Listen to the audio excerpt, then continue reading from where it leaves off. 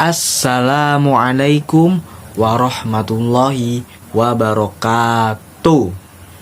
Baiklah, ada istilah pepatah mengatakan tak kenal maka tak sayang maka tak cinta. Betul apa betul? Perkenalkan, nama saya Muhammad Sukma Lasmana. Saya dari mahasiswa UIN Antasari Banjarmasin. Adapun tujuan dan maksud saya membuat video ini yaitu ingin membahas tentang materi fisika. Nah, materi atau pembelajaran apa sih yang akan kita bahas pada hari ini?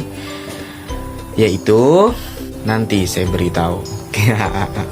Jadi ada istilah pepatah juga mengatakan tuntutlah ilmu sampai ke negeri Cina. Nah, maka dari itu kita ini sebagai manusia jangan pernah bosan, jangan pernah merasa puas atas ilmu yang sudah kita dapat, melainkan kita harus meningkatkan terus ilmu yang kita dapat. Entah itu kita belajar lagi, entah itu kita berguru lagi, entah itu kita membaca buku-buku lagi, atau sebagainya yang berkaitan dengan menuntut ilmu.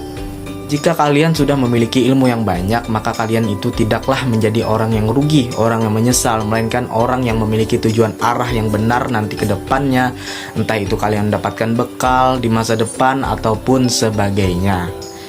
Oke, sebelum kita membahas pembelajaran yang akan saya bahas pada hari ini, adapun alangkah baiknya kita berdoa agar kiranya diberikan kemudahan, kelancaran dalam memahami pembelajaran yang akan saya sampaikan maupun saya belajar sendiri. Berdoa dimulai. Bismillahirrahmanirrahim. Rabbih sholli sodri wa yassirli amri wahlul 'uqdatam min lisani yafqahu qawli. Amin. Semoga dengan bacanya doa tadi kita dapat diberikan kelancaran, kemudahan dalam memahami pembelajaran pada hari ini. Kira-kira materi apa sih yang akan saya sampaikan pada hari ini? Simak video berikut. Cekidot. Coba kalian perhatikan ketika air yang ditaruh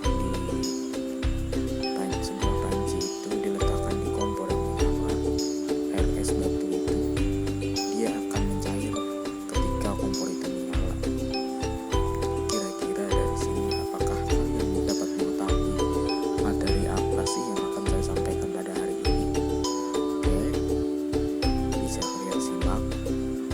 Berikut adalah materinya.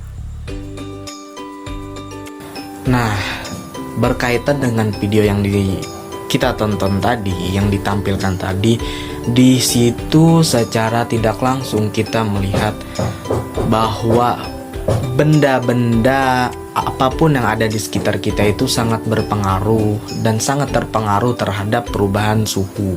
Entah itu panas, entah itu dingin ataupun hangat dan sejenisnya. Jadi pada materi suhu itu adalah derajat atau dinginnya suatu zat. Suhu dapat dirasakan sebagai panas, dingin, atau hangat. Nah, di dalam suhu ada beberapa poin, ada 3 poin yang berkaitan dengan suhu, yaitu skala termometer, perbandingan skala termometer dengan skala X, dan macam-macam termometer. Oke, yang pertama, skala termometer.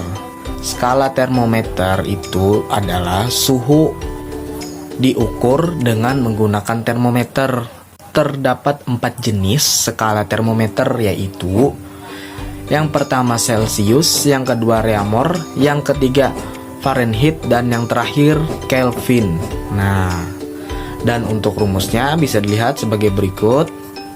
Rumus atau formulanya: perbandingan skala termometer Celsius, Reaumur, Fahrenheit, dan Kelvin dapat ditulis TC sama dengan per 5, TC per 5 sama dengan TR per 4 sama dengan TF dikurang 32 per 9 sama dengan TK per T sama dengan TK dikurang 273 per 5. Untuk keterangannya, TC sama dengan suhu dalam satuan skala Celsius, TR sama dengan suhu dalam satuan skala Reaumur, TF sama dengan suhu dalam satuan skala Fahrenheit, dan TK sama dengan suhu dalam satuan skala Kelvin.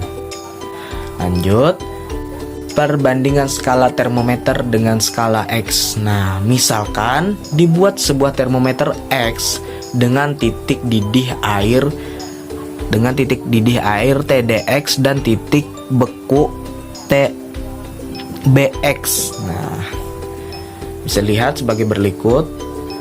Masa berlaku yaitu TC dikurang 0 per 100 dikurang 0 sama dengan TX dikurang TBX per TDX dikurang TBX. Nah, selanjutnya macam-macam termometer. Nah, macam-macam termometer di sini ada 6 poin. Yang pertama, termometer alkohol dan raksa. Yang kedua, termoelemen. Yang ketiga, pirometer optik. Yang keempat, termometer maksimum minimum 6 Belani. Yang kelima, termostat. Dan yang terakhir, termometer diferensial. Kalor adalah suatu bentuk energi yang dapat berpindah dari zat yang suhunya tinggi ke zat yang suhunya lebih rendah. Nah, kalor jenis adalah kalor yang diperlukan untuk menaikkan suhu satu satuan massa ke suatu zat sebesar 1 Celcius atau 1 K. Untuk rumusnya bisa dilihat sebagai berikut. Nah, C sama dengan Q per M kali delta T. Nah, kapasitas kalor adalah kalor yang diperlukan untuk menaikkan suhu suatu zat sebesar 1 Celcius atau 1 K. Bisa dilihat C besar sama dengan M kali C. Nah, selanjutnya ketika suatu zat mengalami kenaikan atau penurunan suhu sebesar delta T Celcius, maka zat tersebut menerima atau melepaskan kalor sebesar Q sama dengan M kali C kecil dikali delta T. Nah, keterangannya bisa dilihat sebagai berikut. C kapasitas kalor, C kecil kalor jenis, M massa zat, Q kalor, delta T perubahan suhu. Oke, itu terkait dengan materi yang saya sampaikan. Nah, selanjutnya di sini saya ingin menampilkan sebuah video yang berkaitan dengan materi yang saya sampaikan. Oke, bisa disimak sama-sama sebagai berikut.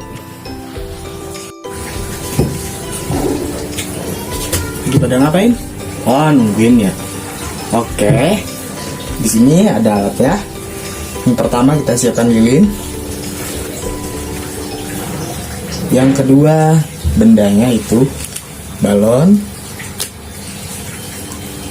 Dan yang terakhir korek api. Oke, pertama-tama kita hidupkan lilin.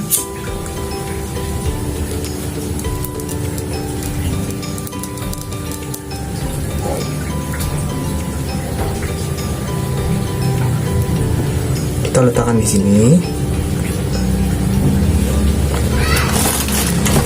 Sebelumnya untuk adik-adik yang mau mencoba praktik seperti ini, diharapkan diawasi oleh orang yang dewasa ya. Lalu kita tiup balon.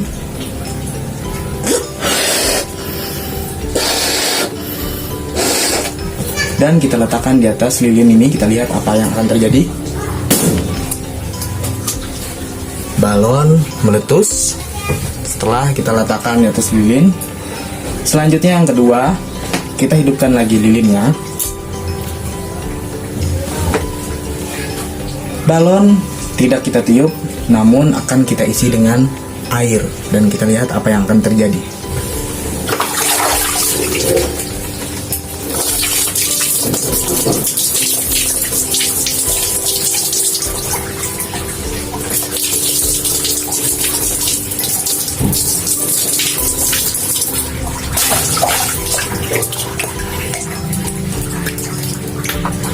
Sini sudah terisi dengan air, bisa dilihat. Oke, kita letakkan di atas lilin. Tunggu, kita taruh bentar. Lalu udah kering, kita lihat.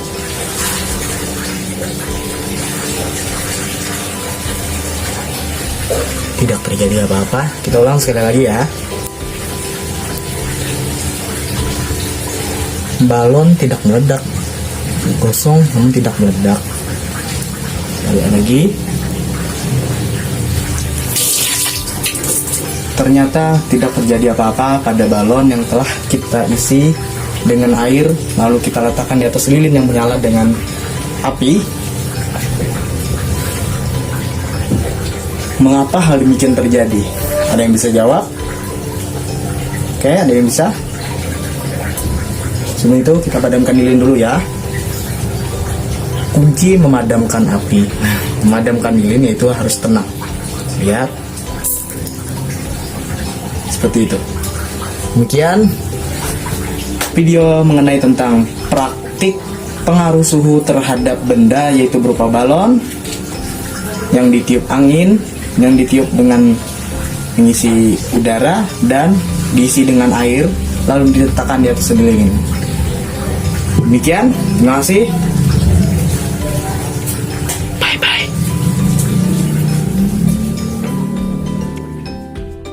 Nah, oke, bagaimana nih kawan-kawan yang sudah nonton video tersebut? Apakah bisa ada yang menyimpulkan?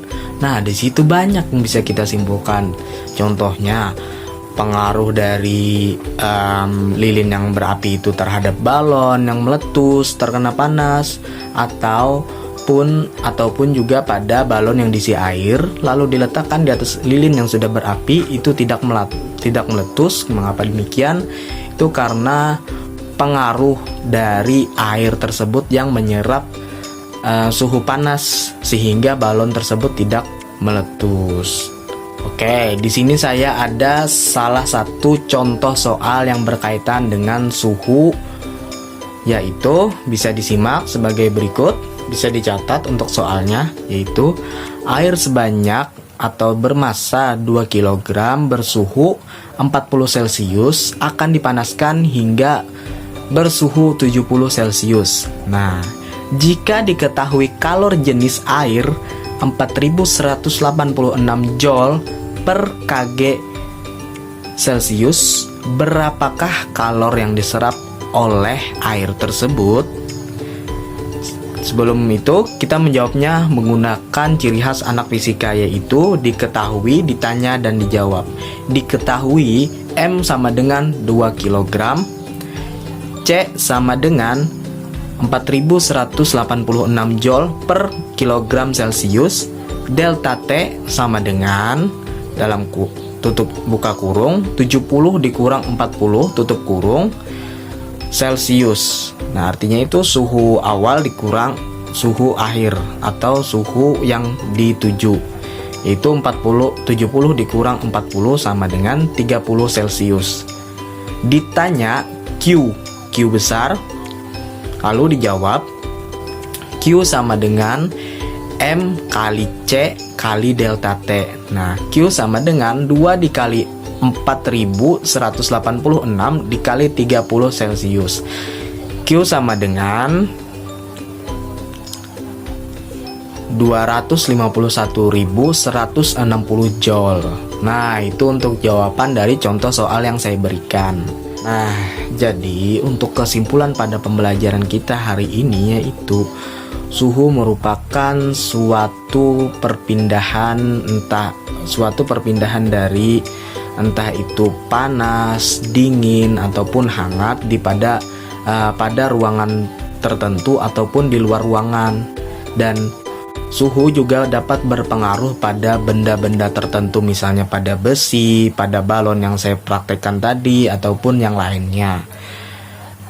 Itu kesimpulan yang bisa saya sampaikan. Nah, untuk menambah pemahaman kalian lagi, saya di sini ada memberikan beberapa tugas mandiri yang bisa kalian kerjakan secara mandiri di rumah masing-masing, yaitu bisa kalian scan pada kode barcode berikut. Oke. Nah, dan untuk pengumpulan dari tugas yang kalian beri dan yang kalian kerjakan itu dapat kalian kumpulkan pada kode barcode berikut ini lagi. Oke. Jika tidak bisa di-scan ataupun gangguan, maka Di deskripsi YouTube ini saya tampilkan link tugas dan link pengumpulan tugasnya. Oke, mungkin itu saja dari saya. Sekian dari saya, kurang lebihnya mohon dimaafkan. Wallahul muwaffiq ila aqwamit thoriq. Wassalamualaikum warahmatullahi wabarakatuh.